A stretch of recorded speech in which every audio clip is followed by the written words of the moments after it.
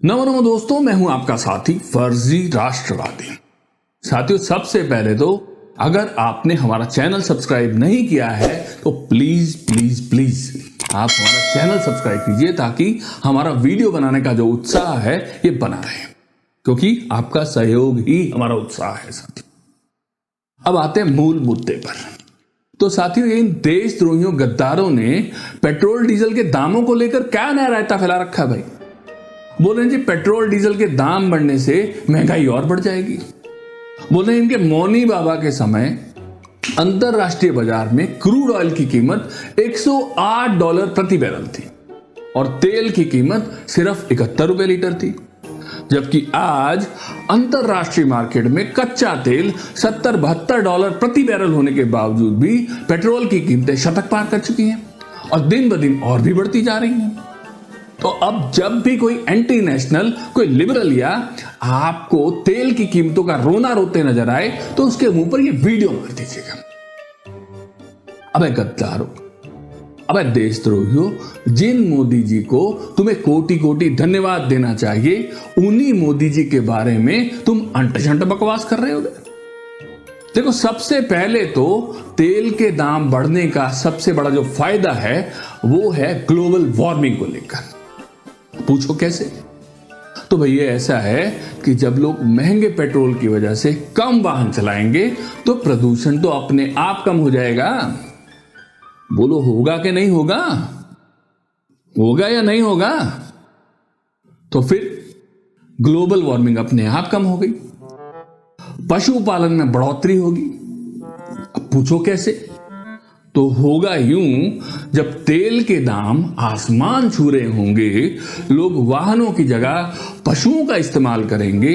घोड़े, गधे, खच्चर, बैल, ऊंट जैसे पशुओं का उपयोग किया करेंगे। इन पशुओं के गोबर से देसी खाद बनेगी, खाद से जैविक कृषि होगी, ऑर्गेनिक कृषि से विषमुक्त अन्न मिलेगा, विष मुक्त अन्न से देशवासियों की रोग प्रतिकारक शक्ति बढ़ेगी और उनसे विविध बीमारियों में सबका बचाव होगा।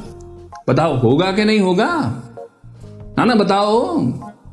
अब जब वाहन ही नहीं होंगे तो पार्किंग का खर्चा बच जाएगा, सड़कों पर होने वाले एक्सीडेंट्स में कमी आ जाएगी, दुर्घटनाएं कम हो जाएंगी। और एक अति महत्वपूर्ण लाभ जिसके बारे में तुम देशद्रोहियों कभी सोच भी नहीं सकते, और वो है जो हमारे प्रातः स्मरणीय नरेंद्र मोदी जी ने सोच रखा है। किसानों द्वारा उगाई जाने वाली चीज वस्तुएं स्थानिक मंडियों में बिकेंगी, जिससे खाने पीने की वस्तुएं सस्ती हो जाएंगी और महंगाई पर अपने आप रोक लग जाएगी। बोलो रोक लगेगी कि नहीं? जब इस तरह की व्यवस्था बनेगी तो लोग वर्क फ्रॉम होम ही ज्यादा प्रेफर करेंगे और उससे पारिवारिक संबंध मजबूत होंगे, पति पत्नी के आपस के रिश्ते मजबूत होंगे। कच्चा तेल खरीदने के लिए हमें जो विदेशी मुद्रा खर्च करनी पड़ती है वो भी बच जाएगी। और योजना अगर सही से लागू हो गई तो बहुत जल्द पेट्रोलियम मंत्रालय बंद करके उसे कृषि एवं पशुपालन के अंतर्गत एक छोटा सा विभाग बना दिया जाएगा। और वैसे भी आजकल पेट्रोलियम मंत्री का काम केवल बढ़ते दामों पर प्रधानमंत्री द्वारा चलाई जाने वाली योजनाओं का ब्यौरा देना तक तो रह गया है। खुद के विचार तो उनके पास कोई है नहीं, पिंड छूटे गए। वाहन कम चलने से वायु प्रदूषण भी कम होगा ना, साथ ही ध्वनि प्रदूषण भी खत्म हो जाएगा। तेल की रिफाइनरियां बंद हो जाएंगी, जल प्रदूषण कम हो जाएगा। पेट्रोल पंप बंद करके वहां पशुओं के चारे बेचने के लिए सरकारी सेंटर शुरू कर दिए जाएंगे।